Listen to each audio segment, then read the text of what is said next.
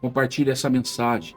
Compartilhe também o convite da pessoa estar ali presencialmente na escola bíblica dominical. Você crente, você precisa ser fortalecido na fé. É ouvindo a palavra de Deus. A escola dominical, no estudo sistemático das Escrituras, tem, através dessa reflexão, assim como das demais que ainda se seguirão, ricas e importantes ferramentas para que nós vençamos aí o inimigo. E nessa oportunidade, faça uso da palavra de Deus. Deixe-se ser moldado pelo Espírito Santo do Senhor. E ter levantado homens, mulheres, com seus ministérios, principalmente no ensino, para te ajudar neste aperfeiçoamento, até chegarmos juntos à estatura do varão perfeito, a qual Jesus Cristo ele tem desejo que todos nós assim cheguemos. Então, de número 6, as nossas armas espirituais. Seja muito bem-vindo, quem vos fala é o pastor Cláudio Gomes. Estamos nessa sexta lição, trazendo aqui nessa oportunidade um estudo preparatório para você, aluno e professor, e durante ali a aula presencial no dia 12 de maio, estará a partir das 9 horas, se assim Deus permitir, junto com a classe, aprendendo esta lição maravilhosa da parte do Senhor. Lembrando, queridos amados irmãos e ouvintes, que esse tema, ele faz parte aí de uma série de lições, e já no início do trimestre nós já introduzimos aí aos irmãos que estão aí em lições disponibilizadas na playlist Pastor Cláudio Gomes Reflexões, no início da caminhada, porta estreita, porta larga, o céu como destino do cristão, como se conduzir na caminhada, também os inimigos do cristão, identificados na última lição, que é o diabo, o mundo e a carne, e hoje sobre as nossas armas espirituais, entendendo que a batalha espiritual ela é real e que armas que você tem usado. Uma reflexão que você pode já colocar em sala de aula logo no início, e eu trago aqui para vocês, aqui reflitam e façam aí uma resposta sincera a cada um a si, e possam, a partir dessa lição de hoje, aperfeiçoar, você já tem utilizado essas armas, e aquele que ainda não iniciou possa adentrar com mais profundidade, através do estudo da palavra de Deus, através da porta da escola bíblica dominical que Deus tem aberto para que nesse ensino sistemático cada cristão desenvolva a cada dia, também através da oração e do jejum, a exemplo do que Cristo ele realizou por nós, nós devemos usar essas armas espirituais, aprendendo que nós vamos vencer em Cristo Jesus, se nós a utilizarmos com destreza, com legítimas, que todo cristão deve ser aí apto para que possa usá-la a tempo oportuno, em tempo e fora de tempo. É como alimento do dia a dia, assim também a palavra de Deus, a oração, o jejum, elas são aí as armas que nos capacitam a vencer durante essa jornada que nos conduz ao céu. Lembrando que nós temos aí 3 objetivos nessa lição. Um deles é nós estarmos aí enfatizando qual é esse sentido dessa expressão das armas que o crente recebe à luz das Escrituras. Os 3 principais armas que são aí a oração, o jejum e também a leitura da palavra de Deus. Então nós vamos trazer um esclarecimento, um objetivo, buscar esse esclarecimento dessas 3 principais armas. E por fim, no terceiro objetivo, buscar aí entender esse exemplo, mostrando que Cristo é o maior exemplo para nós, que nós devemos seguir. Ele usou muito bem essas armas e Ele quer que nós aqui também façamos da mesma maneira. Nós temos aí esse tema maravilhoso no trimestre, e essa lição traz uma contribuição singular para a nossa caminhada. As armas que nós temos na nossa milícia, conforme a segunda carta de Paulo aos Coríntios, no capítulo 10, versículo 4, que está aí para você no quadro, já nos traz um ensino precioso de que ela não é carnal. Essas armas não são carnais, mas elas são poderosas em Deus para a destruição das fortalezas. A nossa verdade prática vai nos informar que diante da batalha espiritual, temos poderosas armas também espirituais à nossa disposição. Você tem feito uso delas? Elas são aí a palavra de Deus, a oração e o jejum. Diferentemente das outras aulas que nós temos feito, as leituras semanais estarão disponibilizadas aí ao final desse vídeo, para que você, em querendo, poder desejar meditar ou fazer nota dela, para que na semana que antecede a aula presencial, você possa fazê-la aí diariamente, ou no seu devocional, como queira fazer de forma contínua. O importante é que você estude a palavra de Deus e se aprofunde, se prepare para a aula, assim como nós estamos aqui se esforçando, dando essa nossa contribuição. Trago aqui então somente agora a leitura bíblica, que também será lida em classe, em Lucas capítulo de número 4, versículos 1 a 4 e depois os versículos 16 a 20, que demonstram um exemplo da pessoa de Cristo, quando no início do seu ministério, ele passou também por provas, no qual fez uso destas armas espirituais que todo cristão hoje, seguindo o seu exemplo, deve fazê-lo. Aqui demonstra que quando ele ali esteve, voltando depois do Jordão, depois de ser batizado, ele foi conduzido pelo Espírito ao deserto e ficou ali 40 dias, sendo ali provado, e naqueles dias ele não comeu nada, mas terminados os dias ali daquele período de oração e de jejum, ele teve fome, e o versículo de número 3 mostra-nos que o inimigo ele se apresenta diante dele e tenta colocar dúvidas, né, na pessoa de Jesus, colocando ali a expressão: se tu és o Filho de Deus, diz a esta pedra que se transforma em pão. E nós vamos ver que Jesus venceu essa artimanha, essa destreza do inimigo, respondendo à luz da palavra do Senhor, que não é só de pão que vive o homem, mas de toda a palavra que sai da boca de Deus.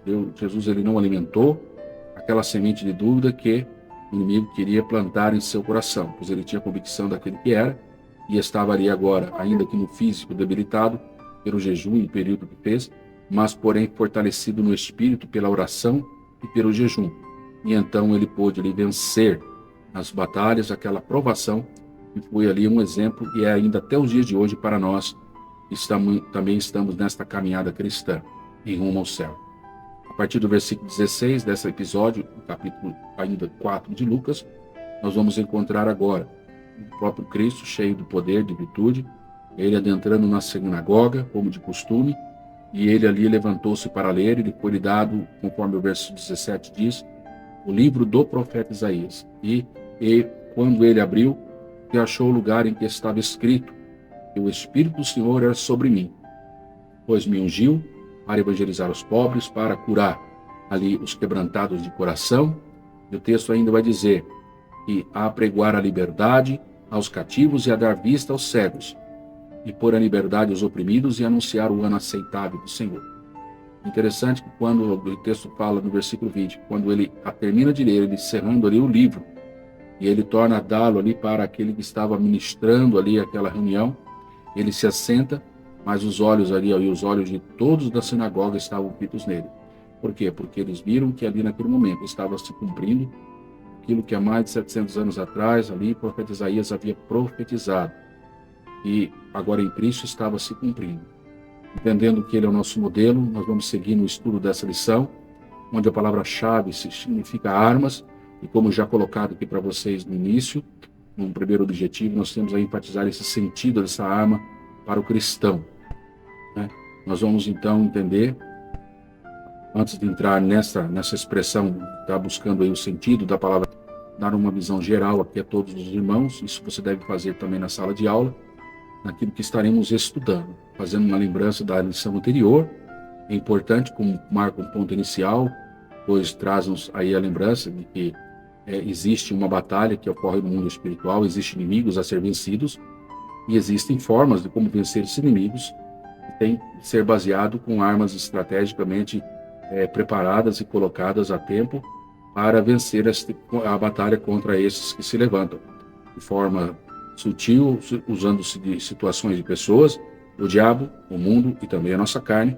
Ela tenta aí fazer com que nós venhamos estar aí desalinhados com o compromisso que Deus quer que todos nós tenhamos, e já aceitamos adentrar nessa caminhada e que estamos trilhando junto a Ele até chegar no céu. O texto que nós temos colocado para você aí na tela, eu vou ampliar aqui, para que você entenda, é Efésios capítulo 6, versículo 10 ao versículo 18. Essa passagem vai falar sobre as armaduras de Deus, e mais em destaque no versículo 14, você tem ali as armas de defesa, e depois, a partir do versículo 17, no segundo detalhe, depois do capacete da salvação, você tem aí a espada do Espírito, na qual o Espírito Santo de Deus nos convida, através do apóstolo Paulo, como um dos componentes importantes desse revestimento completo da armadura, que havendo nós se preparado em todas elas, devemos ficar firmes para poder nós estarmos aí prontos a resistir o dia mal, como diz o versículo de número 13. Havendo feito tudo isso, temos que resistir, ficar firme, pois a assim nós veremos de vencer no dia mau. E ela deve ser aí alimentada e respaldada pelo uso da oração, como o versículo de número 18 termina. E essa oração não é em qualquer momento, é em todo o tempo, na verdade. Não é só em alguns momentos, mas é uma oração contínua, sem cessar, mostrando também a vigilância, perseverando nisso. Termina essa expressão no versículo 18, alertando-nos que ela deve ser ali com súplica e deve ter uma abrangência, não só individual, mas também alcançando o coletivo, pois demonstra ali que deve ser feita a todos os santos, né? E nessa certeza de que nós caminhamos nesse propósito e estamos fazendo a vontade de Deus, que nós temos que caminhar no desenvolvimento desta aula, desta lição, e ali também presencialmente, e na nossa caminhada cristã. Como diz o próprio texto áureo, está para você aí na tela mais uma vez, as nossas armas, né, não são carnais, mas sim poderosas em Deus para a destruição das fortalezas, tá?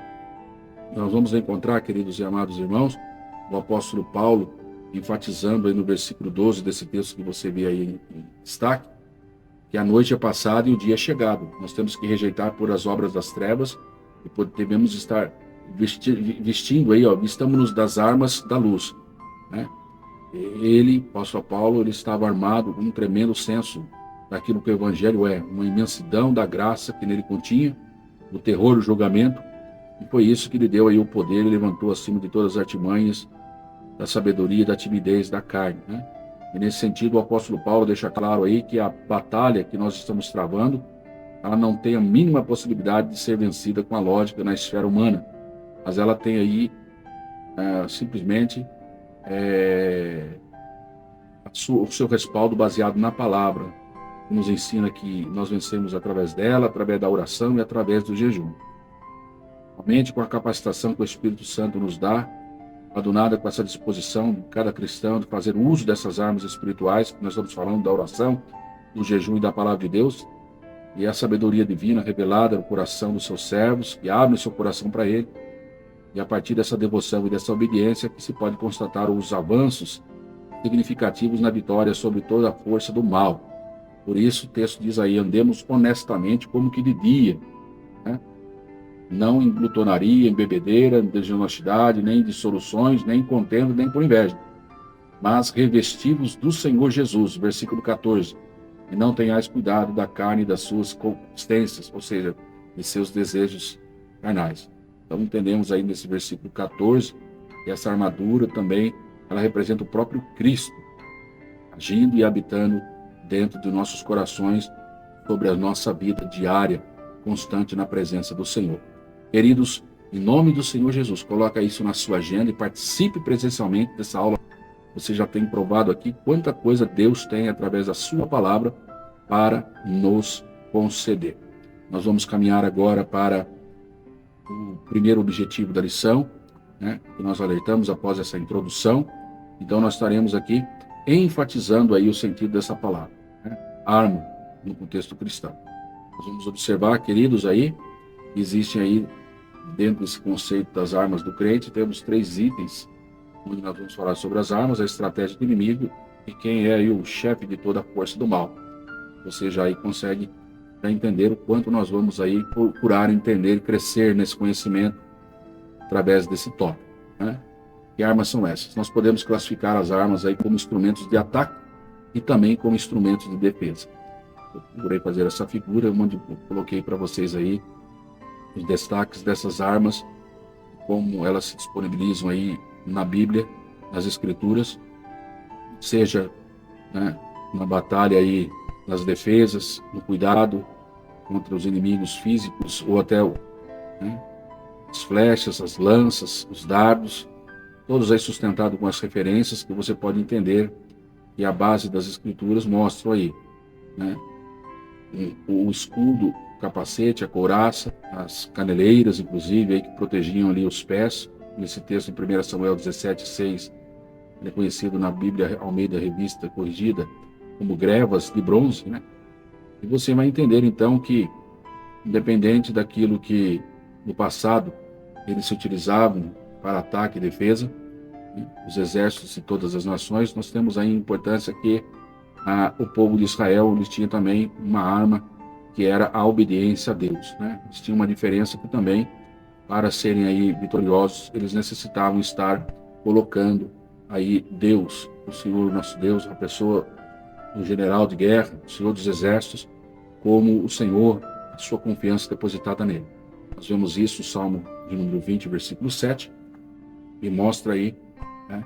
E uns confiam em carro e outros em cavalos, mas nós faremos menção do nome do Senhor Jesus, do Senhor nosso Deus, né? O salmista, ele coloca isso aí para nosso entendimento, sabendo aí, então, que o povo de Israel, suas armas, assim como os demais povos, tinham aí o uso, lógico, daquelas armas, arco, flecha, varas, lanças, escudo, mas tinha uma diferença de que eles estavam aí, sempre necessário era que eles estivessem colocando a sua confiança no Senhor. E para os cristãos, como é o objetivo desse primeiro tópico, né, quando vamos falar sobre as armas, essas armas ela tem um sentido, na verdade, metafórico. É uma figura de linguagem, no sentido onde essas armas não são mais, como diz o próprio textual, e a verdade prática, né, as armas da nossa milícia não são carnais, ou seja, não é um arco e flecha, não é uma lança, não é uma vara, e também as nossas proteções não são aí realmente literalmente uma couraça, né, ou um capacete, não. Nossas armas, e também, nós vemos aí, não é também como uma arma de ataque, uma espada, mas elas são armas espirituais, e já traduzidas desde a introdução dessa aula, são a palavra de Deus, a oração e o jejum. Entretanto, para o cristão, nós temos entendimento, então, que ele tem que vencer no mundo espiritual, não com as mesmas armas que o inimigo nos afronta, mas com armas poderosas em Deus para destruir as fortalezas do inimigo. A estratégia que o inimigo, ela é ardilosa. No segundo tópico da lição, nós vamos ver aí que o inimigo das nossas almas, ele é estrategista. E no que nós vamos poder fazer quanto a isso? Temos aqui algumas sugestões que a edição coloca, que são importantes aqui, todos nós consideremos. Nós não podemos, primeiro ponto aí, desprezar o conhecimento da força do inimigo das nossas almas. Subestimá-lo, né, é estar aí se colocando numa zona de perigo muito grande. Nós precisamos defender aí a fé cristã a todo custo e também entender que ele faz de tudo para ludibriar as pessoas. A meta dele é enganar, e é com sutileza. Ele não vem aí dessa forma como muitos pintam, né, baforando fogo da boca, com chifre, não. Ele apresenta aí suas formas sutis, sapatinho de algodão, tentando confundir e arrebatar aí a sua presa. Ele, falando em arrebatar, ele arrebata também a boa palavra do coração. Temos textos bíblicos aí que corroboram esse entendimento, como Mateus 13, que fala sobre a parábola ali do semeador, né? Ele que saiu a semear, a palavra, a semente, ela parte, ela cai no caminho. E esse texto, justamente, o versículo 19, vem explicar, né? E aí é quando a pessoa recebe a palavra, mas fica ali na superficialidade. O inimigo vem e ali ele arrebata tão logo essa palavra e não deixa ela germinar, não deixa ela crescer. Então a estratégia do inimigo, às vezes, é que tão logo a pessoa receba a palavra, não estando a pessoa como um terreno preparado para que possa tão logo receber e deixar que a semente ela venha ter ali penetração e possa ali frutificar e gerar ali um fruto excelente de bênção. O inimigo, ele sabendo ali que aquela pessoa ela é um tanto superficial, ele vem tão logo e arrebata ali aquela palavra. E a pessoa ela não tem desenvolvimento espiritual algum, né? Vemos também que dentro das estratégias do inimigo, ele tenta buscar aí com que o ser humano ele tente, se tenha uma grande tendência aí para buscar altas posições. O exemplo bíblico aí vai mostrar sobre aquele episódio de Ananias e Safira, né? E por mentiras tentaram ali obter ali um êxito. Nós sabemos o destino em que tanto o homem como a mulher daquela casa tiveram por não estarem aí preservando a sua vida cristã em Cristo, mas cederam às estratégias do inimigo. E assim então caíram e pereceram, não mentindo a Deus, não mentindo ao homem, melhor dizendo, mas mentindo ao Espírito Santo de Deus. Ao texto de Lucas, capítulo de número 22, versículo 3 e 4, nós vemos também uma das estratégias do inimigo, ele estando ali alimentando o coração de Judas para entregar a pessoa de Jesus Cristo aos sacerdotes, né? Então, vemos aí um exemplo do inimigo também dentro da sua estratégia, ele provocar com que o ser humano ele venha trazer aí para seus interesses humanos até mesmo a penalização ou a destruição de outros, né? Lembrando que Judas era aquele Iscariote, aquele que foi chamado pelo Senhor Jesus, tinha uma função de grande importância no ministério de Cristo, porém, ele cedeu à estratégia do inimigo, ele não fez uso das armas do crente. Nós possamos estar aí atentos também para que não venhamos cair na mesma tentação, né, de trair as pessoas por interesses humanos, mesquinhos, avarentos, quanto assim Judas também o fez. Muitas vezes nós criticamos muito o que Judas fez, mas quantos hoje têm, pelos cuidados dessa vida, deixado aí a prioridade do reino de Deus e sua justiça, e têm aí sido sufocados também pelos interesses desse mundo, e não deixando que a palavra do Senhor produza na sua vida a transformação, te dê aí as vitaminas, o sustento, a estratégia correta, e vencer aí nessa caminhada para chegar no céu. Não faz uso das armaduras, não faz uso dessas armas que o Senhor tem nos ensinado nessa reflexão da palavra, não oram, não jejuam, e assim são fadados aí a ser aí enganados pelo inimigo, levando-os inclusive também a trair a outras pessoas. Outro ponto da estratégia do maligno é trazer escravidão, né? E nós precisamos aí estar atentos, ficarmos aí alertas. Muitos têm caído no sono aí do pecado, tem levado aí muitas pessoas aí estarem fracas ao ponto de dormir e não entendendo aí que o inimigo está enlaçando-os com as suas formas de pensar, com as suas sutilezas, essas doutrinas demoníacas no sistema secular, e nós precisamos aí fugir, né? E Paulo aconselha muito seu filho na fé quanto em relação a isto. Nós temos também, dentro das estratégias do maligno, do inimigo das nossas almas, né, que ele vem aí tentar fazer o que? Enfraquecer a fé do crente, a fé do cristão. Nós vamos lembrar aí essa passagem de Lucas 22, versículo 32, quando no seu contexto mostra aí que Satanás pediu para se andar como trigo na vida de Pedro, mas Jesus, ele rogou por ele ao Pai para que o pé dele não desfalecesse, e ele declara isso para Pedro, diz para que Pedro, quando ele se convertesse, realmente ele confirmasse ali os seus irmãos na fé no Senhor Jesus, que tivessem fortalecidos de forma a não ceder às estratégias do inimigo. E nós lembremos, irmãos, conforme a texto áureo sempre, ele deve estar em memória durante a explanação da palavra, né? Nossas armas não são carnais, mas elas são poderosas em Deus para a destruição dessas fortalezas. E nessa batalha, as armas espirituais estão à nossa disposição, é a palavra de Deus, é a oração, ao falar com Ele, e é também a consagração, o jejum dedicado ao Senhor, irá fortalecer a nossa oração com propósito, e nós havemos de vencer no nome do Senhor Jesus, tanto para alcançar vitórias individuais como coletivas, e até socorrer e permitir ou viabilizar com que outras pessoas possam também adentrar neste caminho. Nós temos que crer, irmãos, que o poder da oração ela é importante, pois ela também, no sentido físico da igreja primitiva, né, no sentido espiritual eles oravam, mas Deus agiu no sentido físico, trabalhando de uma forma poderosa. No episódio quando Pedro foi aprisionado ali, por causa da sua fé, a igreja estava em contínua oração.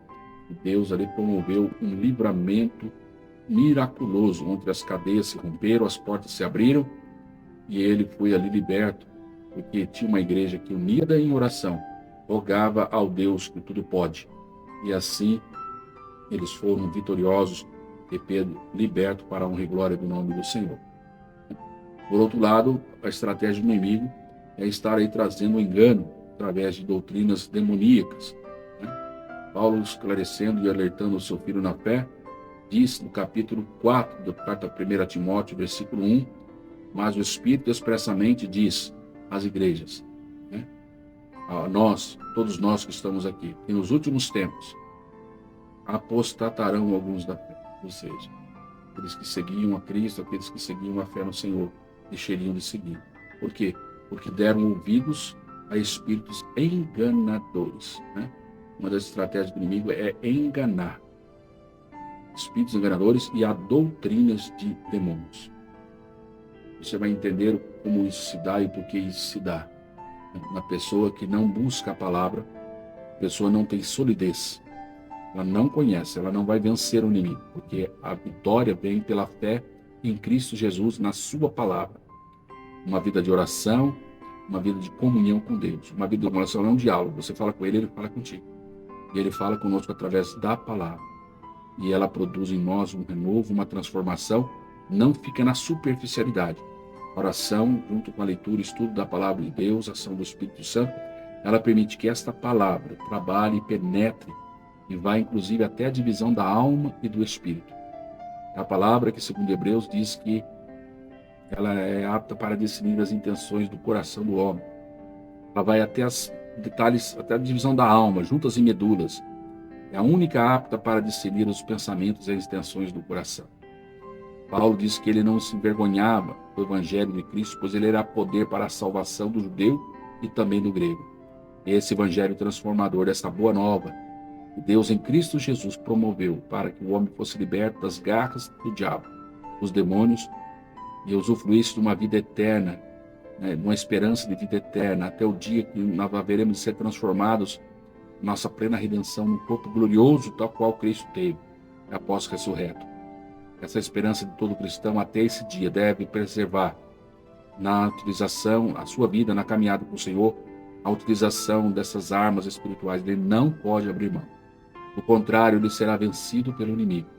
Pois que você vai observar aqui, em alguns pontos mais à frente aqui, o conselho não só de Pedro, nesse capítulo 5, versículo 8 da sua primeira carta, onde ele nos recomenda pelo Espírito Santo a sobriedade, a vigilância, alertando-nos que o diabo, o nosso adversário, ele anda ao nosso derredor, bramando como leão, buscando a quem possa tragar, mas ele vai também, através da palavra de Deus, aquele que se dedica, estuda, ele vai entender, né, que o inimigo das nossas almas, ele não só é somente estrategista, mas ele é o chefe de todos os poderes das trevas que trabalham e batalham contra a nossa vida. E nós, conforme diz lá Efésios capítulo 6, versículo 11, temos que se revestir de toda a armadura de Deus para que a gente possa estar firme. Sem a armadura de Deus, a gente não vai ficar firme. E não estando firme, as astutas ciladas do inimigo terão êxito sobre a nossa vida. Paulo, aconselhando em Romanos capítulo 13, versículo 12, ele diz que a noite é passada, o dia é chegado. Rejeitemos as obras das trevas e vistamo-nos das armas da luz. Né? O texto ainda de 1 Tessalonicenses 2,18, Paulo está dizendo agora aqui aos irmãos de Tessalônica, pelo que bem quisemos uma e outra vez ir ter convosco. Paulo falou para os irmãos, eu quero ir para vocês, estar com vocês aí. Pelo menos eu, Paulo, mas Satanás não o impediu. Mostrando-nos, irmãos, entendendo que o inimigo não é só estrategista, mas ele trabalha para impedir com que eu e você tenhamos um encontro genuíno com Deus e também nos impede de passarmos, em alguns momentos, como aconteceu na vida de Paulo, comuniquemos a vontade de Deus e o seu querer a outras pessoas em locais específicos. E Paulo venceu, né, as estratégias, não é porque o inimigo permitiu num lugar e permitiu no outro, não. E, na verdade, ele não queria em nenhum, mas ele pôde, através ainda dessas dificuldades, ele se dirigir a outros estrategicamente, como que dando um olé no inimigo, mas não deixando de pregar a palavra de Deus.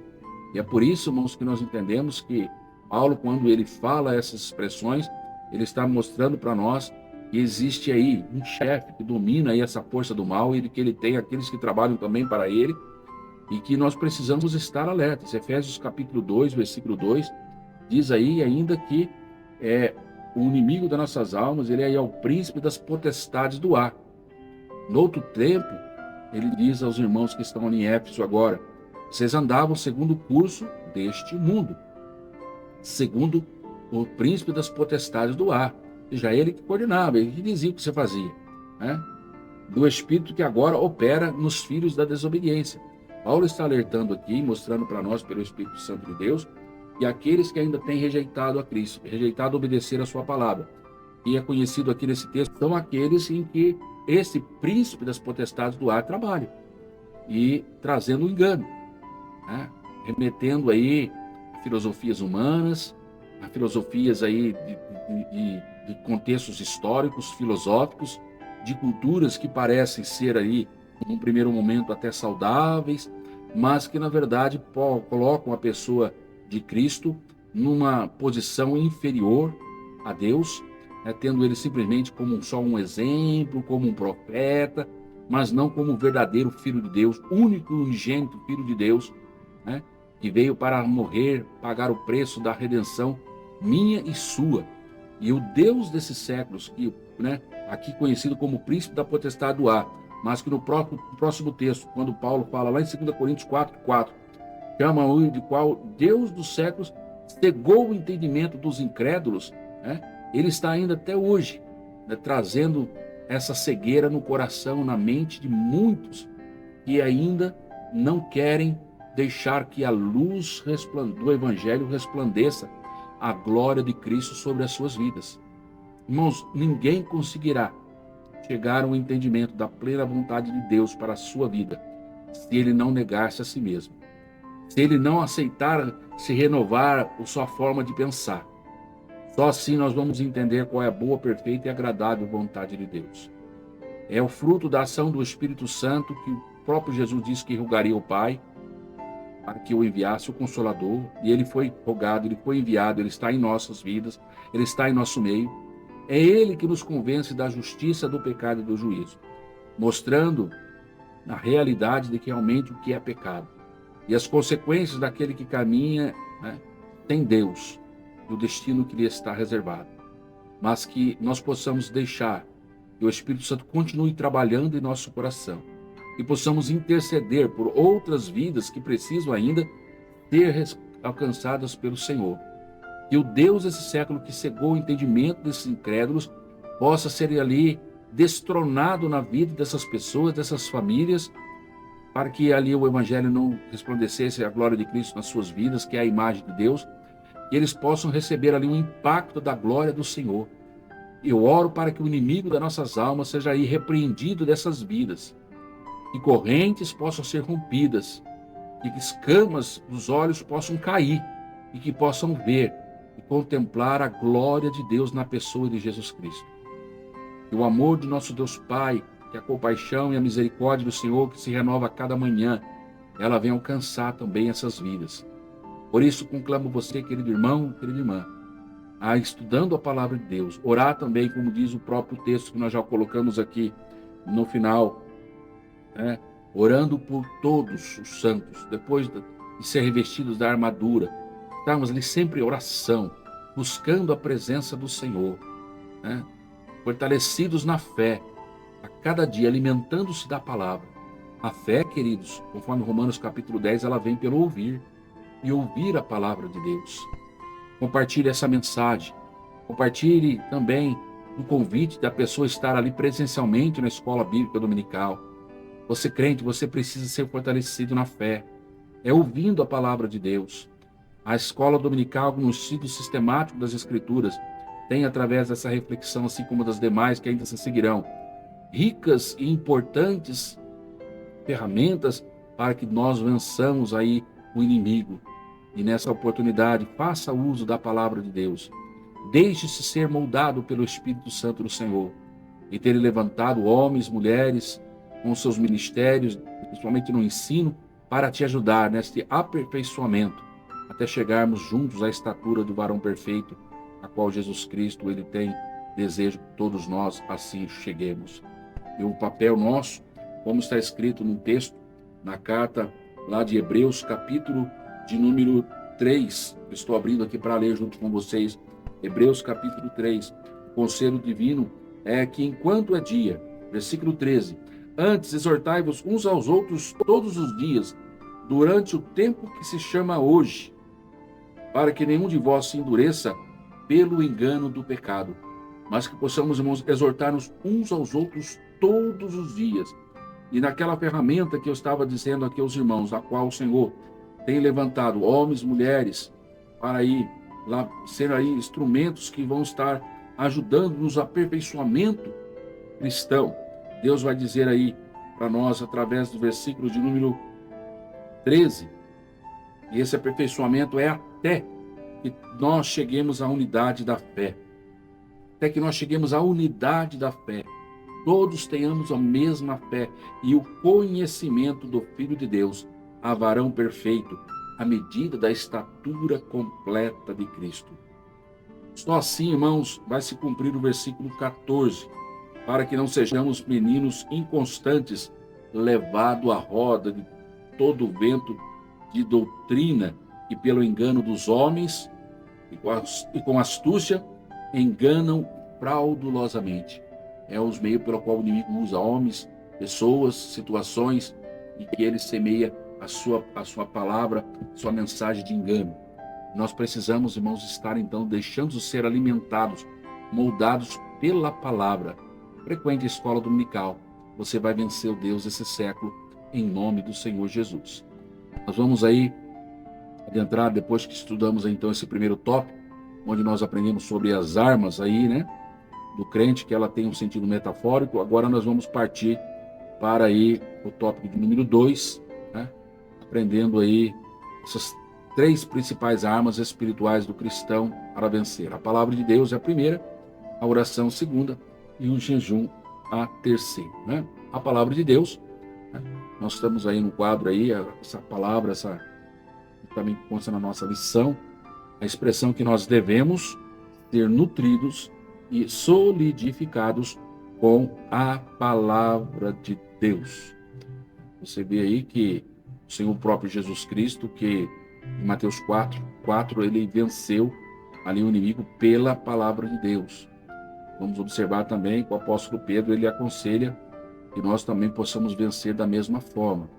E através de um desejo de estar ali sendo alimentado da palavra do Senhor. O apóstolo Pedro, no capítulo 2 de sua primeira carta, no versículo 2, ele nos aconselha que nós desejamos afetuosamente, como meninos, novamente nascidos do leite racional, não falsificado, e que por ele nós vamos crescendo. Ele está falando aí da palavra de Deus, né?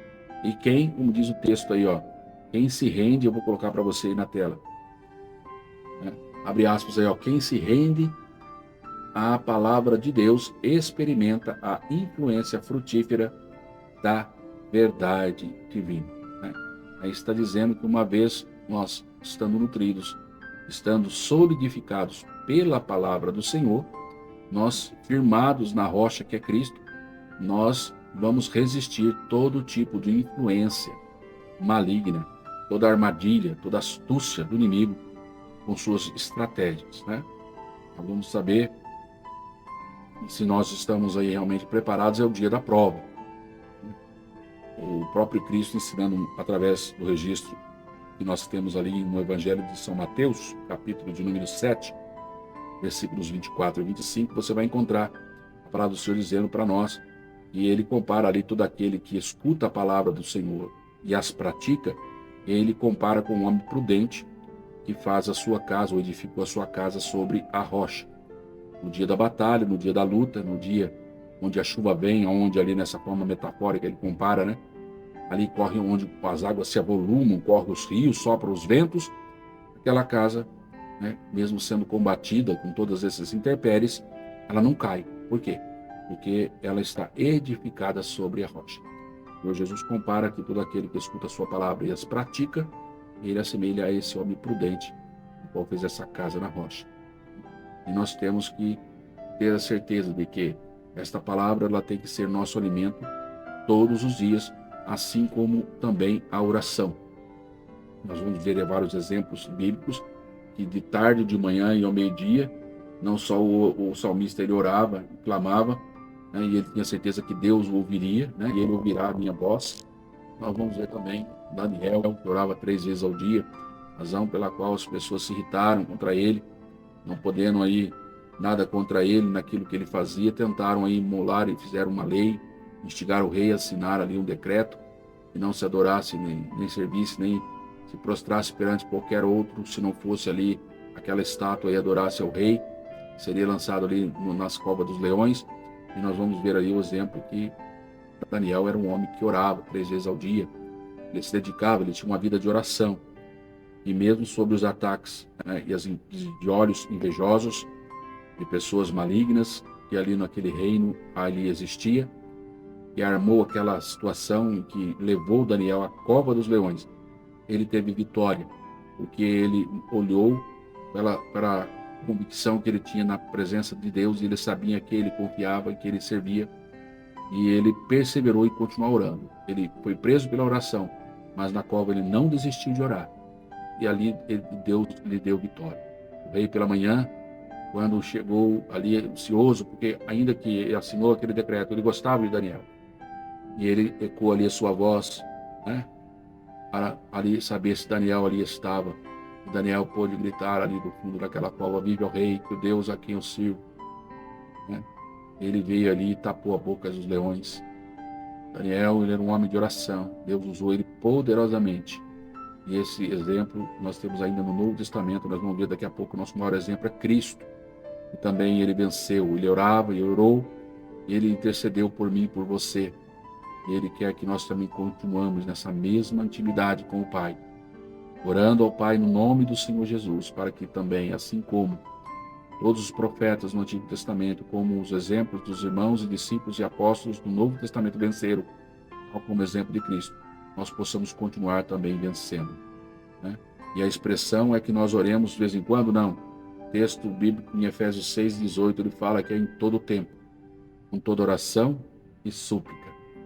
E a oração, você vai observar dentro da relação da armadura de Deus em Efésios capítulo 6, que é em todo o tempo, em súplica por todos os santos, e vigiando nisso com toda perseverança e súplica por todos os santos. Você vai observar que a oração, ela não é apresentada ali como uma arma de defesa ou uma arma de ataque. Ela entra numa lista de uma ferramenta que vai trazer o ajuste, um alinhamento de todos os demais itens aí que compõem a armadura.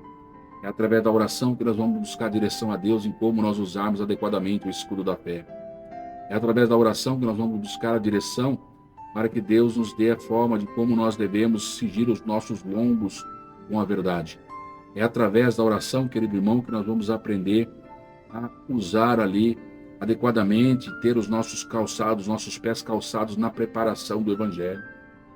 É através da oração, da consagração, do jejum, que nós vamos clamar ao Senhor para que Ele nos dê entendimento de como nós devemos nos posicionar como um capacete da salvação para blindar a nossa mente, blindar os nossos olhos, blindar os nossos ouvidos contra tudo aquilo que tenta, através de palavras, nos machucar, como flechas, como setas, como os dardos inflamados do inimigo, para destruir a nossa esperança, a nossa convicção em Deus.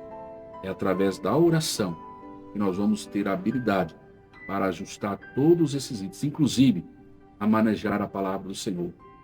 Você vai encontrar o apóstolo Paulo, inclusive ele, que é um dos grandes aí missionários do Novo Testamento, um homem que Deus, pelo seu Espírito Santo, usou para descrever aí uma porção significativa das Sagradas Escrituras no Novo Testamento. Ele rogou aos irmãos que orassem por ele, para que lhe fosse aberta a porta da palavra, para que ele pudesse, quando abrisse a sua boca, falasse somente aquilo que convesse, que fosse prudente, que fosse que convinha falar. Ele não falasse nada que fosse além de Cristo e esse crucificado, e que fosse ali trazer ao homem mais para perto de Deus. Ele entendia essa necessidade de fazer uso daquilo que Deus colocou como dom sobre a sua vida. Seja ele que tinha ali os 9 dons, né, que tinha aí todas as ferramentas que Deus tinha preparado também para a igreja.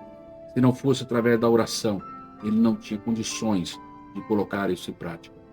Ao ponto que Deus lhe deu uma experiência sobrenatural, né, a qual João teve também, de chegar aí a ter a visão das coisas celestiais, estar no local onde ele mesmo diz que não sabia se era no corpo ou fora do corpo, falando quando dele mesmo, ali, e esteve uma experiência singular, onde viu coisas inefáveis que ao homem não era possível falar, mas que Deus tem revelado para nós, né?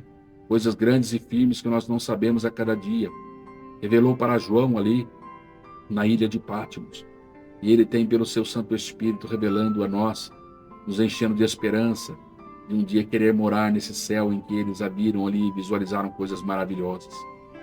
Coisas que a própria Bíblia diz, usando Paulo, pelo Espírito Santo de Deus, que o ouvido não viu, coisas que o ouvido não ouviu, o olho não viu, e nem ainda subiu no coração do homem, mas que Deus tem preparado para aqueles que amam a sua salvação e esperam a sua vinda e desejam estar com Ele. Então é desejo, irmãos, que eu e você, através dessa reflexão, nessas matérias que nós estamos estudando, não nos desliguemos da oração. Vamos trilhar nesta caminhada. Deus, ele tem projetos maravilhosos para nós. Nesse mês de maio, a partir do dia 1º até o dia 21, está ocorrendo ali, no seu momento que você vai estar assistindo essa lição, uma campanha de oração de 21 dias, uma oportunidade para a igreja estar ali das 6 horas da manhã até as 7 horas da manhã, aqueles que podem, se você precisar sair, pode sair, que seja 5 minutos, 15 minutos da sua presença em oração. Deus vai fazer coisas tremendas. Deus tem colocado isso no coração, no projeto, e o pastor colocou isso para a igreja, para que ali ela possa estar unida, buscando cumprir essa liga, onde todas as armaduras espirituais do crente estarão aí disponíveis e bem ajustadas e sabendo usar. E a palavra do Senhor, ela nunca se afaste do nosso coração. Ali nós temos no final também, da período de oração, uma breve palavra, pois a palavra de Deus ela tem que ter primazia na nossa vida e dará com certeza, não só para o seu dia, mas para a igreja, para a família, para o povo, grandes vitórias. Então fica esse convite também para que você possa estar ali presencialmente. E a terceira ferramenta, dessas armas, aliado à palavra de Deus e também à oração, está aí a prática do jejum. Nesse contexto aí de busca de orientação divina. Nós temos aí alguns textos bíblicos, tanto no Antigo como no Novo Testamento. Obviamente esse jejum ele era uma prática presente, mas nós temos aí Êxodo 34, versículo 28, mostrando ali também Moisés, estando ali 40 dias e 40 noites, também jejuando. Em Deuteronômio, capítulo 9, versículo 9, você vai entender também, mais uma vez, Moisés declarando agora aquela segunda geração dos filhos que saíram ali de Israel do Egito, mostrando a eles que quando ele subiu ao monte ali para receber as tábuas, e ele ficou ali 40 dias também, mostrando que ele ali não comeu pão, não bebeu, ele jejuou. Ali foi uma forma miraculosa, Deus operou esse milagre, porque como ser humano é impossível ficar todo esse tempo ali sem beber, sem comer até é possível, mas sem beber é como que impossível, é realmente uma forma miraculosa. Nós vamos também ter outros registros aí no contexto, que a busca da orientação divina, o jejum também era praticado.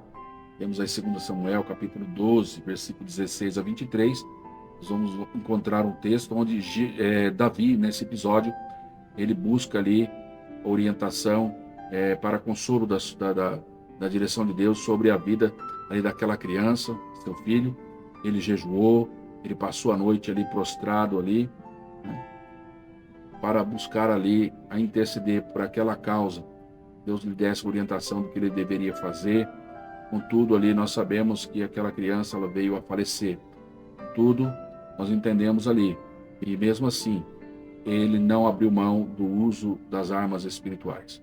Tudo que nós vamos fazer, seja na leitura da palavra, na oração e no jejum, principalmente dentro dessa questão da oração, onde o jejum ele tem aí um papel importante no fortalecimento da nossa fé, porque o jejum ele deve ter com propósito, deve ser com oração, o qual não faz nenhum sentido fazê-lo. Nós temos aí a ter, sempre ao final, fazemos a nossa oração, a nossa consagração, tudo segundo a vontade do Senhor. Nós vamos ter exemplo do próprio Cristo orando, quando ele pediu ao Pai, ali no Getsemane, passa de mim esse cálice, todavia ele ensina na sua oração, falando ao Pai, todavia não seja a minha vontade, mas a sua. Em muitos pedidos, em nossos clamores, nós seremos atendidos, em muitos outros nós não seremos atendidos, porque o Deus que nos ouve e conhece, ele sabe o que é melhor para nós, e ele tem aí os seus propósitos para as nossas vidas. Mas nós precisamos e devemos continuar clamando e buscando, para que o inimigo das nossas almas seja envergonhado, para que nós venhamos ter aí tempo oportuno, o uso adequado das ferramentas e das armaduras espirituais que Deus tem colocado à nossa disposição, né? Inclusive manejando adequadamente as ferramentas, as armas de ataque, e a palavra de Deus, a espada do Espírito, né? Nós devemos se apresentar, principalmente os obreiros, como um obreiro que maneja bem a palavra da verdade, né? Possa ali trazer a resposta a quem lhe perguntar, dessa esperança que existe na sua vida. Cristão, principalmente o obreiro do Senhor, aquele que prega a palavra do Senhor, ele tem que ter convicção daquilo que ele prega, ele tem que viver aquilo que ele prega, ele tem que procurar buscar a cada dia ser aperfeiçoado. Vamos acertar? Vamos acertar sempre. Eu sou uma pessoa que, como o apóstolo Paulo também diz, não julgo ter alcançado, mas eu estou correndo atrás, né? Caindo, levantando, aprendendo, o Espírito Santo vai nos moldando e nós vamos de fé em fé crescendo na presença do Senhor. Não sou perfeito, você não vai encontrar homem nenhum perfeito, mas é Jesus que nos aperfeiçoa a cada instante, a cada momento. Então entendamos que somos homens e que precisamos manter a nossa vida contínua, como uma planta que é regada diariamente, né? Ou a certos intervalos, para que ela mantenha ali a capacidade de sobrevida, que ela dê o seu fruto, dê a sua flor em tempo oportuno. Cada cristão, ele deve também ser alimentado pela palavra de Deus, por uma vida de oração, buscando ao Senhor, jejuando, né? Com propósitos, para que o Senhor nosso Deus, em nome do Senhor Jesus Cristo, ele abre a janela dos céus, as comportas de bênçãos do Senhor, superiores e inferiores, venham alcançar as nossas vidas, e tenhamos toda a capacidade de vencer ali contra as astutas ciladas do inimigo, suportar no dia mau. Lembra que eu falei que o dia mau chegou para Daniel, mas Deus foi com ele na cova. O dia mau chegou para Sadraque, Mesaque e Abednego, foram jogados na fornalha, mas Deus nos deu vitória, porque eram homens que, somados a Daniel, tinham uma vida em santificação, tinham uma vida pautada na caminhada com Deus, independente de onde estavam. Eles não aceitaram viver na vida promíscua ou até se contaminar com o manjar que o rei havia lhes oferecido. Mas na sua fidelidade para com Deus, se mantiveram ali vitoriosos. Lembra que Pedro, ele tem aconselhado a nós, através da palavra, né, em outras passagens que nós lemos aqui, né, que o inimigo das nossas armas, ele tenta torcer as outras escrituras, e ele até fala que Paulo, a respeito dos escritos de Paulo, e há realmente pontos difíceis de entender que homens ardilosos ali, instigados pelo inimigo das nossas almas, tentam torcer as outras escrituras, não só dele, mas as outras igualmente, para os seus próprios deleites, né? E nós sabemos aí, de antemão isso, ele nos orienta, né? E nós devemos estar o quê? Preparados, né? Sabendo isso, não guardai-vos, e que pelo engano desses homens corruptos, nós venhamos decair da nossa firmeza, aquilo que temos aprendido na palavra do Senhor. E é através de uma vida de intimidade com Deus em que a palavra do Senhor vai se revelar a cada dia para nós. Paulo contava com esta oração, eu conto com essa oração a meu favor e ao seu favor, né? No jejum, então, ele vem aí, somado com a oração, trazer aí um fortalecimento, uma resistência, e que só aquele que vive e passa por essa experiência sabe o quanto é maravilhoso. Muitas pessoas, infelizmente, nos dias atuais, têm negligenciado, achando que o jejum não faz mais sentido nos dias atuais, mas nós vamos entender aí que o Senhor Jesus Cristo, ele deu o exemplo. Nós vamos ver aí no Novo Testamento, aí, ó, Jesus jejuou, nós vamos ver que os discípulos também fizeram a mesma coisa, né? Você vai ver aí nessas passagens, nesses textos que estão aí colocados, você vai ver que até muitas das pessoas que acompanharam o ministério de Cristo, dos seus discípulos, um dia lá no texto registrado aí pelo evangelista Mateus, São Mateus, no capítulo 9, versículo 14 e 17, pegaram ao pé do Senhor Jesus, alguns discípulos de João, criticando a respeito aí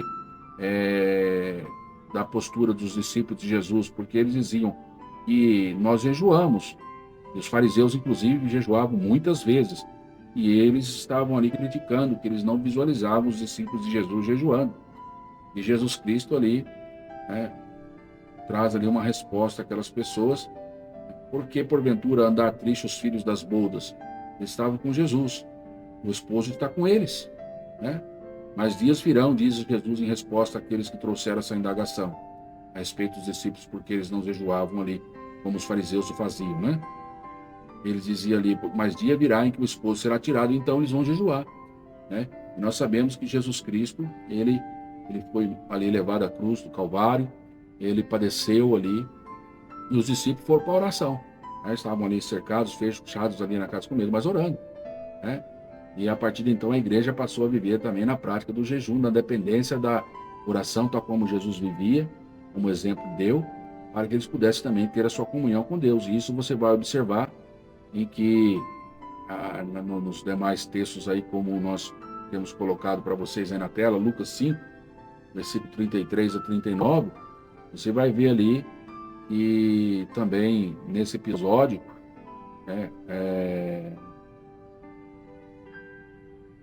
o Lucas agora traz essa expressão aí, disseram-se então eles, por que jejuam muitas vezes os discípulos de João e fazem orações como também dos fariseus, né? Mostrando mais uma vez aí, Jesus trazendo na luz agora o entendimento de Lucas, essa mesma resposta que ele deu ali àqueles que ali estavam indagando lá no registro de Mateus, capítulo 9, dias virão em que o esposo será tirado, então aqueles jejuarão. O Senhor confirmando que esse ministério do jejum, né, não era algo que os seus discípulos estavam ali abrindo mão, mas o Senhor estava ali explicando a eles que não é algo contínuo, mas de uma maneira estratégia correta, deve ser usado para fortalecimento da oração com propósito, para cumprir ali uma missão, para revestir de poder, né, de autoridade espiritual contra algumas castas de demônios. Nós vamos ver em episódios bíblicos do Novo Testamento em que os seus discípulos não conseguiram repreender o demônio de um jovem lunático e que o Senhor, no seu ensino, depois de ter repreendido aquele mal daquele menino, né, eles ensinam aos seus discípulos que a caça de demônios, que somente uma vida de jejum e oração é que pode trazer ali esse resultado, essa eficácia na oração, essa autoridade espiritual, né? Você pode observar isso, registra aí, anota e você pode ler com calma, lá em Mateus capítulo 17, tá? Versículos 18 a 21, quando Jesus ele repreende aquele demônio e sai daquele menino, e desde aquela hora o menino sarou. E no versículo 19 vai ensinar que os discípulos aproximaram-se de Jesus, lógico, em particular, a Bíblia mesmo diz, e disseram porque nós não podemos expulsá-lo. O que aconteceu? Nós estamos em pecado, quem sabe é isso que eles falaram, né? Estou conjecturando aqui, estou colocando uma expressão minha. Mas Jesus vai dizer assim, por causa da vossa pequena fé. Eu vejo então que o jejum, ele fortalece a fé, tá? E a maneira que ele explica da razão foi pela pequena fé.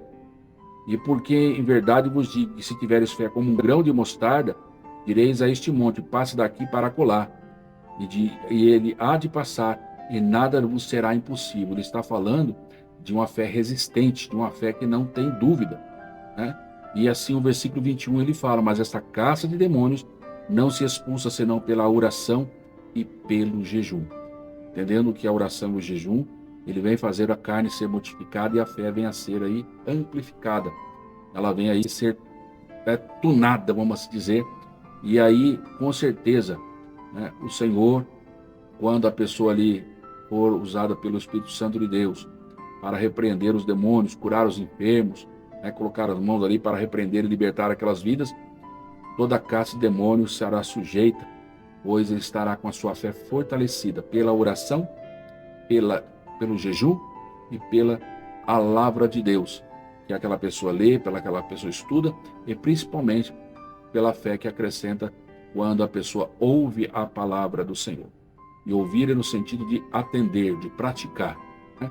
Pois bem-aventurado é aquele que não somente escuta, mas pratica as palavras dessa profecia, diz a palavra do Senhor, né? E próprio Cristo, em Mateus, no texto que nós já lemos aqui, ele assemelha, e aquele que ouve e pratica, ele assemelha ao homem que constrói uma casa na rocha. Vem vento, vem chuva, correm águas, e ela não se abala e permanece. Então, eu acredito aqui que ficou muito claro que no Novo Testamento aí o Senhor ele jejuou, que os seus discípulos também jejuaram, que a igreja primitiva também observava a prática do jejum. Tem outros textos aí que mostram quando os primeiros missionários foram aí selecionados. Nós vamos observar em Atos 13, 2 e 3, que eles serviam ao Senhor e eles estavam ali jejuando. Então essa vida de comunhão íntima com o Senhor trazia ali uma ação que o Espírito Santo podia lhes falar e eles entenderem o discernimento espiritual que era Deus realmente que estava falando. Apartai-me a Barnabé e a Saulo para a obra que os tenho chamado. E foi assim que, jejuando, o versículo 3 de Atos 13 diz: e então, jejuando e orando, eles colocaram as mãos sobre ali aqueles apóstolos e os despediram, né? Nós vamos encontrar também em Atos capítulo 14, versículo 23, uma referência, quando Paulo, agora na instituição de obreiros que ficavam ali, estavam sendo instituídos nas igrejas em que ele havia fundado, esses foram ali colocados por consentimento daqueles que ali junto com eles estavam, então, eleitos anciãos de cada igreja, e esse não era por sorteio, não era por afinidade, não era por valor de contribuição, de dízimo, nem por poder aquisitivo, mas era baseado na oração, e essa oração era com jejum, né? E eles ali estavam, esses homens, sendo encomendados ao Senhor em quem haviam crido. Esse é um exemplo que deve ser seguido nos dias atuais, e todos aqueles que exercem liderança, os pastores, aí, presidente, colocam e aí determinam aquele que vai dirigir ali e acolá tal congregação, ou vão separar os obreiros aí para o serviço da palavra. Ele deve ser com oração e com jejum. Esse é um modelo bíblico da separação dos obreiros. E nós vamos ver também que o apóstolo Paulo também jejuava por ocasião do seu ministério. Temos aí o contexto aí, a abnegação de Paulo no seu ministério, quando ele declara que por tantas situações que passou, entre açoites, prisões, tumultos, ele fala também sobre vigílias, fala sobre jejuns, né, como ministros de Deus, tornando-nos recomendáveis em tudo, né, na muita paciência. Ele diz lá no texto de versículo 4, né? 2 Coríntios, capítulo 6, versículo 4, ele fala: antes, como ministro de Deus, tornamos-nos recomendáveis em tudo, na muita paciência. E nessa lista de recomendações tem na muita paciência, nas aflições, nas necessidades, nas angústias, nos açoites, prisões, nos tumultos, nos trabalhos, nas vigílias e nos jejum. Então, ele também se apresentava como recomendável para a prática do jejum, né? E assim segue aí. Tem outros exemplos também, 2 Coríntios 11, 27, está aí no quadro esse versículo, onde mostra mais uma vez Paulo trazendo ali o contexto dos sofrimentos que ele passou por amor ao Evangelho. Você vai observar aí também ele na prática do jejum, lá no versículo de número 27, ele vai citar ali, né, em trabalhos, em vigílias e também, muitas vezes em fome e sede, e também em jejum, muitas vezes. Mostrando se é muitas vezes é muito, né, irmãos? Não é pouco. Muitas vezes é muito, muito não é pouco. Então, mostrando que havia aí, então, uma prática da igreja nesta área. E nós, como aqueles que foram frutos desse ministério apostólico, que ao longo das gerações passaram, nós sabemos que a igreja ela foi aí renovada cada vez mais nos tempos pela ação do Espírito Santo. Esse renovo, esse avivamento, ele só surgiu através da palavra, só através da oração e através do jejum. Então nós concluímos aqui esse segundo tópico das 3 armas espirituais do cristão, aí o jejum, tendo um valor glorioso para a vida do crente, pois é um ato que nos auxilia a ter mais intimidade com Deus, certo? Então nós vamos partir agora para o terceiro e último tópico da lição, mostrando aí aquele que é um maior exemplo das nossas vidas nesta prática. Nós temos aí 3 itens nesse tópico, onde Jesus, o nosso maior modelo, pois ele vencendo o diabo com a palavra, vivendo em oração, e ele foi aquele que viveu também em jejum. Nosso texto bíblico em classe, em Lucas capítulo de número 4, versículo 4, nós temos aí Jesus usando nesses 2 episódios importantes aí, em destaque, onde Jesus ele venceu pela palavra. Esse primeiro aí em Lucas 4:4, Jesus vencendo o tentador, fazendo a eles lembrar ali daquele texto, e Jesus, ele trouxe esse conhecimento deles, e ele não tinha o evangelho de Lucas na mão, isso aí foi escrito bem depois. Mas o que Jesus então usou? Ele usou aquilo que tinha, que era a palavra ali escrita, usada na lei. Ele venceu ali com Deuteronômio 8, versículo 3, né? Onde nos diz que ele deixou Moisés ensinando o povo, a segunda geração dos filhos de Israel que saíram do Egito, mostrando para eles: olha, Deus te humilhou, te deixou ter fome lá no deserto, te sustentou com maná, que tu não conheceste, nem teus pais conheceram, para te dar a entender que o homem não só viverá do pão, mas de tudo o que sai da boca do Senhor viverá o homem. Então, ele leu essa passagem com certeza dessa parte bíblica, né? E ele venceu com isso. Vamos ver aí em Jesus, quando ele esteve ali na sinagoga, que é a segunda parte da leitura bíblica em classe, né? Quando ele leu o profeta ali, Isaías, na sinagoga lá em Nazaré, ele tomou para si o cumprimento do texto bíblico. Você vai ver Jesus ele tomando posse também da palavra nesse sentido. Quando aí você vê o texto aí completo de Lucas 4:16-20, né, onde ele foi chamado aí para evangelizar, para curar os quebrantados, para pregoar liberdade, para dar vista aos cegos, para pôr em liberdade, né, e anunciar o ano aceitável do Senhor. Nós vemos aí o Senhor Jesus Cristo, ele fazendo uso aí da palavra e assumindo a palavra para a sua vida, como ela não sendo algo externo, mas fazendo parte agora da sua vida. Ele é o verbo que se encarnou. Ele é a palavra de Deus, e ela se encarnou.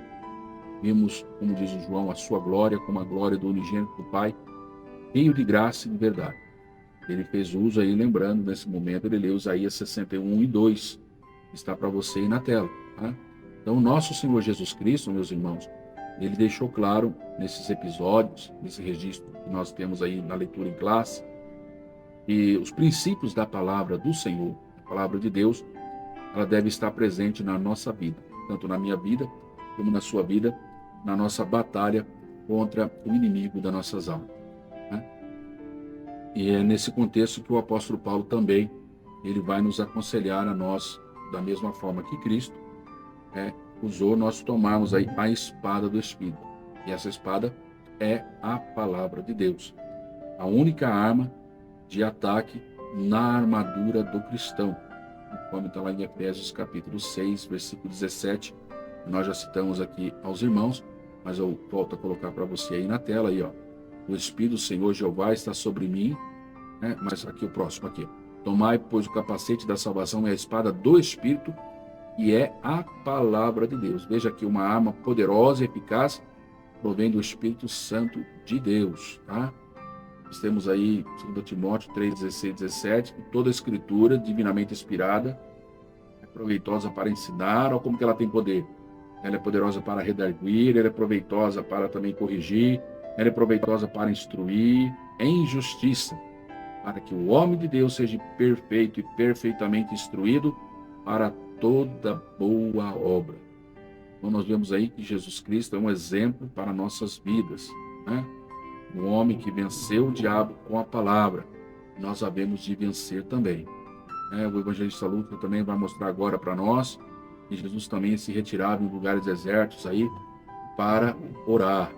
Olha aí o texto, porém ele se retirava, não somente um homem que pautado na palavra, mas ele também orava, porque ele se retirava para os desertos e ali ele orava. Lucas 5:16.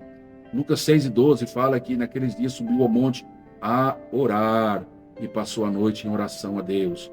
Lucas 9:28 ainda fala que aconteceu que quase 8 dias depois dessas palavras, tomou consigo a Pedro, a João, a Tiago, subiu ao monte a orar, mostrando para nós que Jesus Cristo, ele era um homem de oração, um homem que deu aí o exemplo como Deus, e que como homem não teve como usurpação ser igual a Deus, mas aniquilou-se a si mesmo, tomando a forma de homem. E nesse exemplo, como homem, ele deu para nós, para que nós sigamos as suas pisadas. Você vê ele em todo esse período, em todas as referências, ele orando em todos os momentos, mas também no momento final, quando ele estava prestes ali a ser entregue, ele fez também uma oração que é muito importante, registrada no Evangelho de João, capítulo de número 17.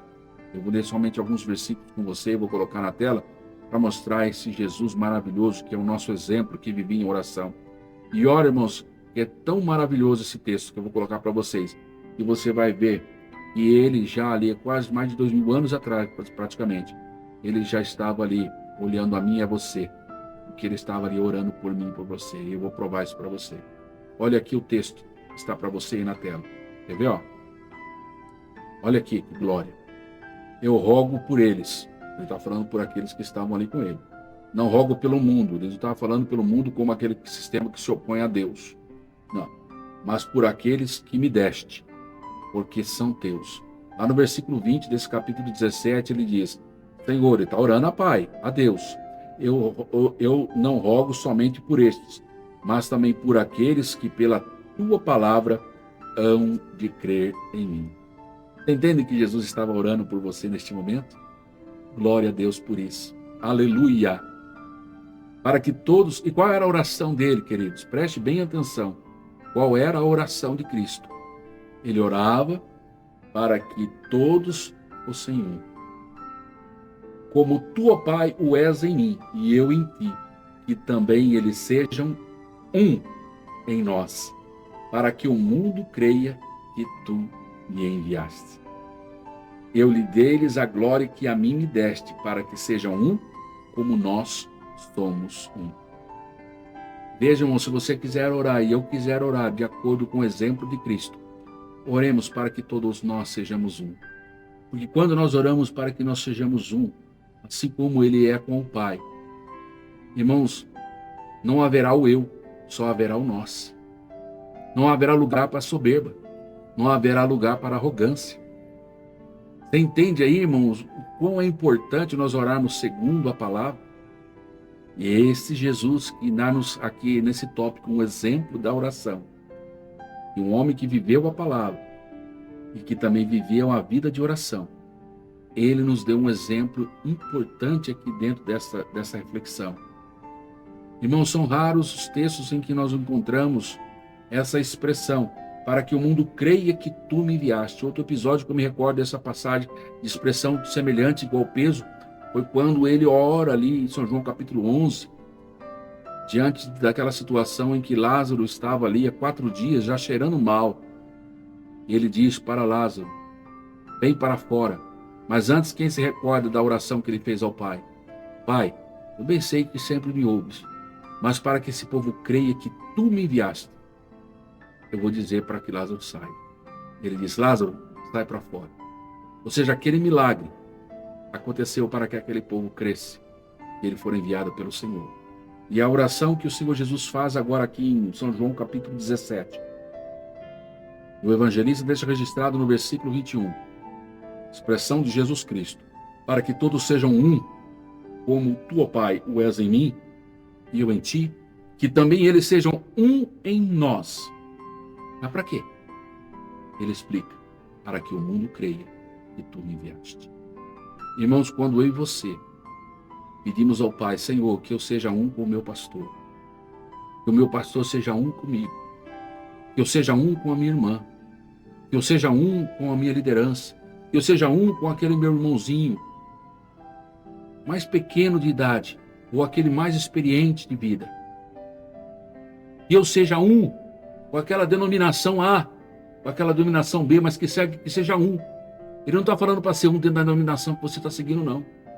Mas que nós sejamos um como uma igreja universal, como o corpo místico de Cristo em toda a face da terra.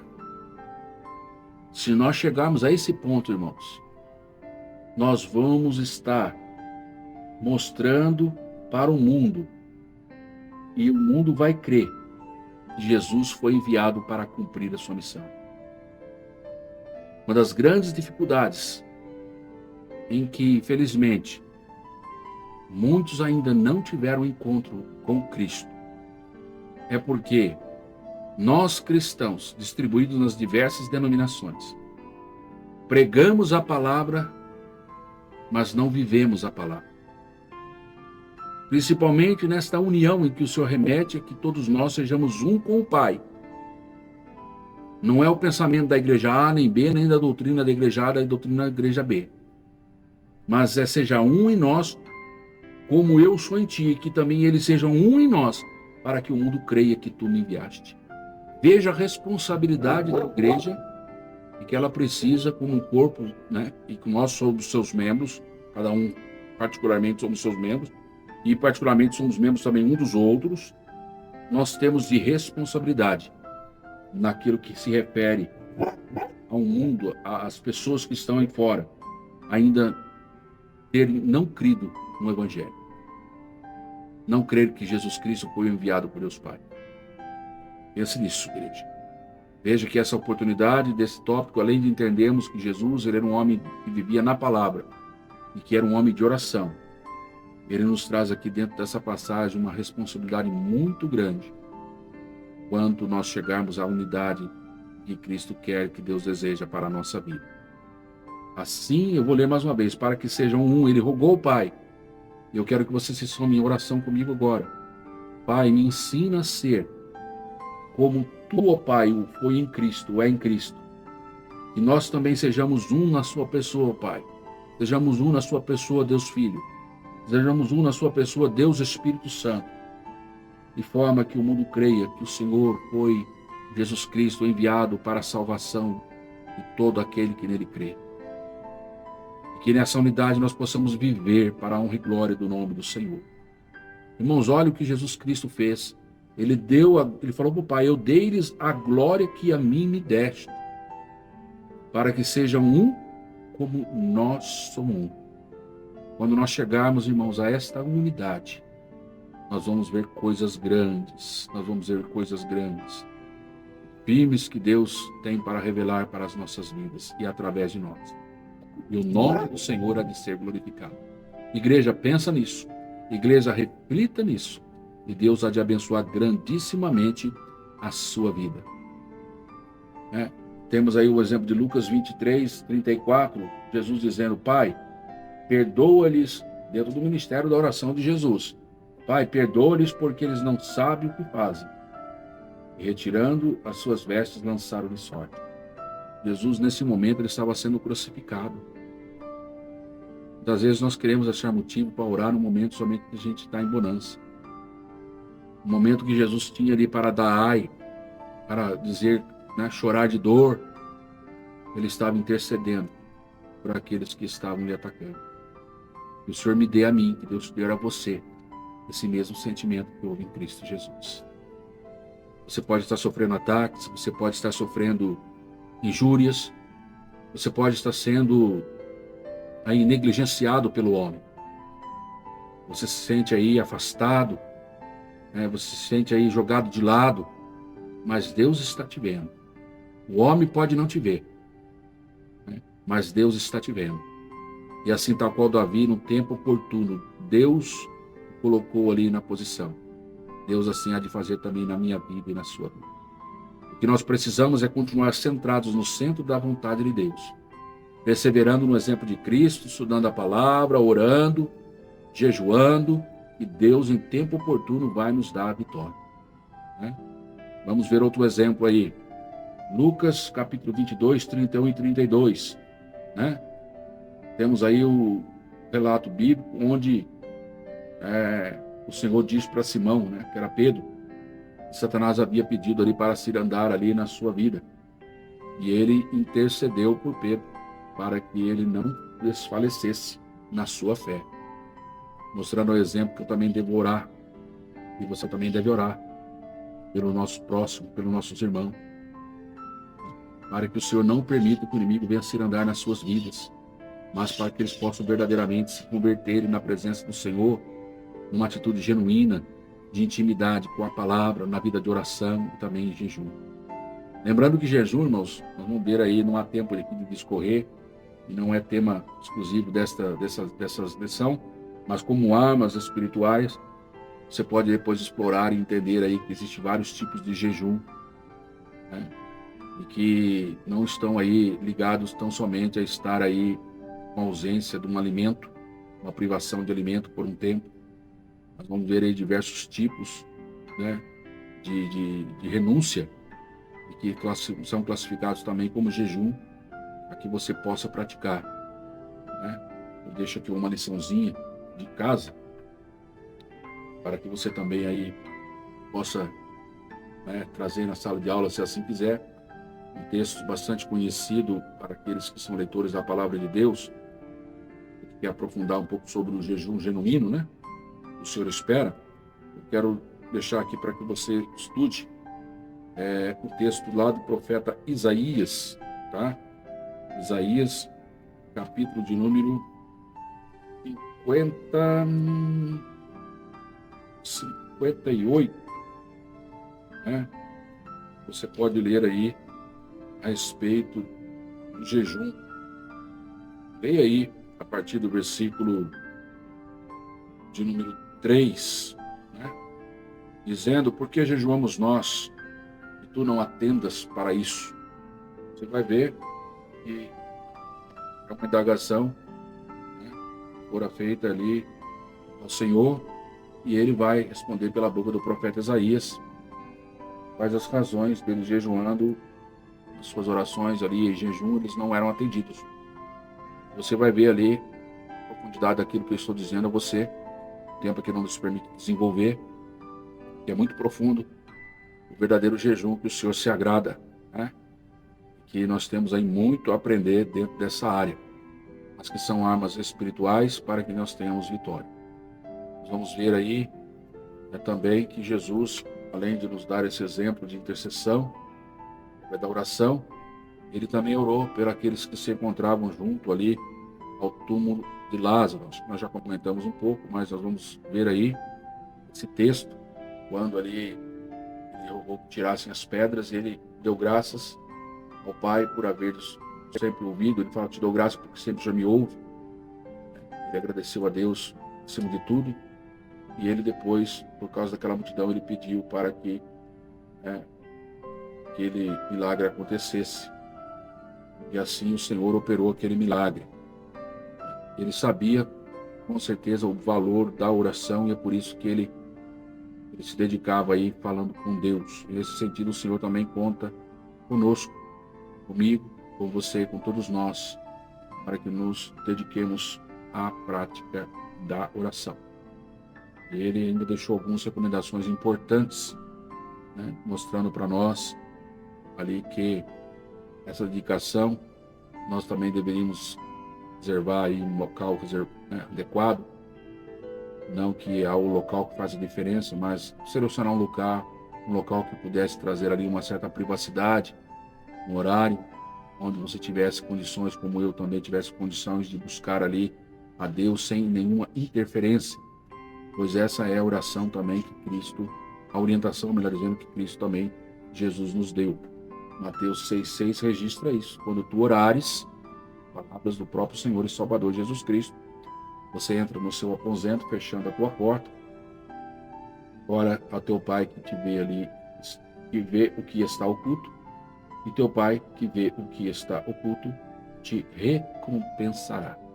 Interessante, irmãos, que essa expressão aqui, eu já disse isso em uma outra oportunidade, quando estava ali ministrando numa das manhãs na escola dominical, no período da oração, e que foi de muita relevância também agora a lembrança neste momento, pois esse texto, a qual o Senhor aqui mostra que ele era que é o nosso maior modelo, um homem que vivia sempre em oração, e que ele recomenda aí nesse texto, Mateus 6,6, fechando a tua porta, o Pai que te vê o que está em oculto, e teu Pai que vê o que está oculto te recompensará.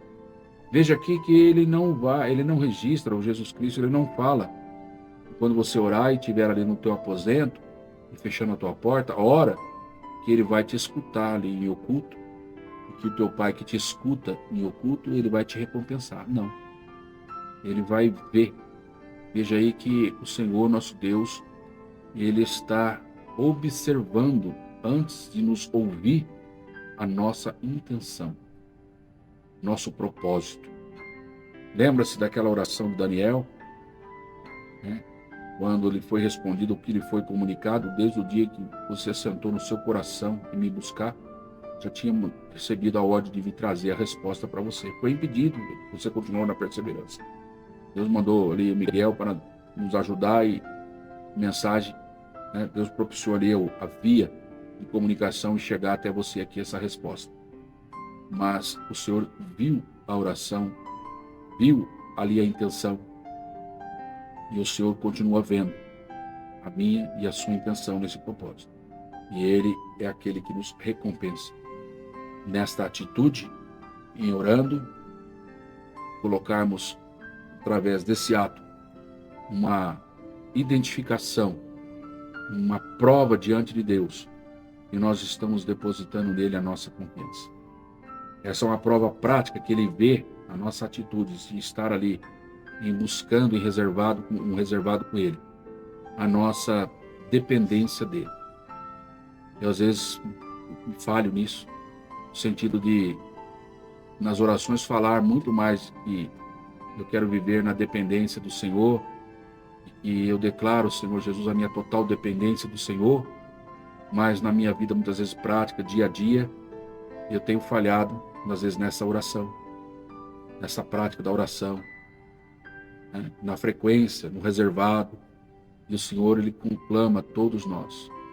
Não é por vezes, não é poucas vezes, melhor dizendo, que o Senhor tem convidado, falado conosco. Ele é aquele que conhece as nossas obras. Ele sabe quem realmente ora, quem lê a Bíblia. Ele sabe realmente, não sejamos hipócritas, quem jejua. E nós precisamos buscar da parte do Senhor a sua graça e a sua misericórdia. Ele tem falado conosco, volte ao primeiro amor, né? Ele tem falado conosco. Nós devemos renunciar a cada dia às obras infrutuosas das trevas, né? E essa é obtida a cada dia através de uma vida íntima de busca e estudo da palavra, de oração e também de consagração a Deus, né? Ele que te vê, o homem não está te vendo, mas ele está vendo o que você está fazendo. Ele vai te recompensar. Glória a Deus, aleluia, por isso. Vivendo em jejum, tem mais esse versículo aí, Lucas 4:2, está reservado aqui em destaque. Ele espera também que nós imitemos ele jejuando, né? Infelizmente, nós já colocamos aqui momentos atrás, é aquele que ensine, menospreze aí o jejum. Há outros, irmãos, que infelizmente a gente tem que falar, e é uma realidade, né? Desanimam outros de jejuar. Criticam o irmão que, às vezes por motivo médico, né, tem uma certa limitação, né? E ele, para se gloriar, porque quando ele jejua 24 horas, 3 dias, ele menospreza aquele irmão que ficou meio período, ou que ficou algumas horas. Isso tem machucado muitas pessoas. Muitos deixaram de jejuar. Muitas vezes pessoas têm influência, estão ministrando a palavra. Muitas lideranças sem sabedoria, sabe? Não consegue guardar, sabe, para si aquilo que pensa, que é errado. E ele pronuncia e traz ali, irmãos, um malefício tão grande para o corpo de Cristo. Que o Senhor te perdoe, que o Senhor nos perdoe daquilo que nós temos trazido aí de prejuízo para nossos próximos. Em prejudicar ele ter uma vida de oração, uma vida de dedicação na palavra, uma vida de jejum diante da presença do Senhor, né? Em vez de dar um ensino adequado a respeito do jejum e da oração, não, ele vai e critica. Quem jejua uma hora? Você não é jejum. Irmãos, né? Nós precisamos aprender muito mais com Jesus, viu? Se a gente quiser, se nós quisermos colher os frutos que Jesus colheu. Por isso nós estamos estudando a Ele como modelo. Se nós alinharmos o estudo da palavra de Deus, a oração, o jejum, nós vamos se aprofundar com intimidade a Deus, nós vamos ser mais sensíveis à voz do Senhor, né? Conforme acontecia com as lideranças e os membros da igreja, né? Nos seus primórdios, né? E ali o Senhor estava com eles e o Senhor abençoava-os. Você tem aí 2 textos, Atos 9:9 e Atos 13:2-3. Nós já citamos aí alguns deles aqui, mostrando aí que a igreja primitiva ela vivia em oração. E assim nós caminhamos para a conclusão. O Espírito Santo continue falando o seu coração, o meu coração, dentro da palavra, dentro do ministério da oração e também do jejum. O fato que não há muito que se falar nessa conclusão, a não ser dizer que nós precisamos meditar na palavra, nós precisamos orar, nós precisamos jejuar. E é por meio dessas disciplinas que nós temos as experiências com Deus. Nós vamos entender qual é a boa, perfeita e agradável vontade de Deus para a nossa vida. Nós temos que ter entendimento nessa lição, que o inimigo ele é astuto, ele é ardiloso, ele é perverso. Nós não podemos ignorar aí suas estratégias e é com essas armas que nós vamos lutar contra ele. Com essas armas espirituais, é isso mesmo, a palavra, a oração e jejum. Essas armas elas vão promover aí crescimento, vão promover fortalecimento para a nossa vida ao longo dessa jornada espiritual em que nós estamos caminhando. Assim, segundo o modelo de vida do próprio Senhor Jesus Cristo, que fez uso dessas armas, eu e você, possamos nós estar também vencendo as estratégias aí malignas. Deus abençoe você, Deus abençoe a sua família. E com isso nós concluímos aqui essa lição de número 6. Realizamos aqui essa lição agradecendo a Deus, pela certeza de que, assim como cada lição que nós passamos, aí, chegamos aqui a essa lição, vitoriosos, e vamos continuar, se Deus assim permitir. Próxima lição. Então, se quiser continuar crescendo e aperfeiçoando dentro ainda desta palavra, participe ali presencialmente, dia 12 de maio. Vai se inscrevendo aí no nosso canal para você receber outros vídeos. Se você quiser estar aqui conosco, eu quero deixar a partir de agora, eu vou colocar para você aqui a leitura, os textos da leitura semanal, e disponível aí para que você possa estar fazendo a sua leitura. Você pode ler aí lentamente, junto aí com louvor, fundo musical, e meditando cada palavra, dentro de tudo aquilo que nós já comentamos aqui através desses tópicos e subtópicos. Que Deus abençoe em Cristo Jesus, e o nome do Senhor continue sendo glorificado através da minha vida e da sua vida. Fique com Deus, que Deus te abençoe em Cristo Jesus, nosso Senhor.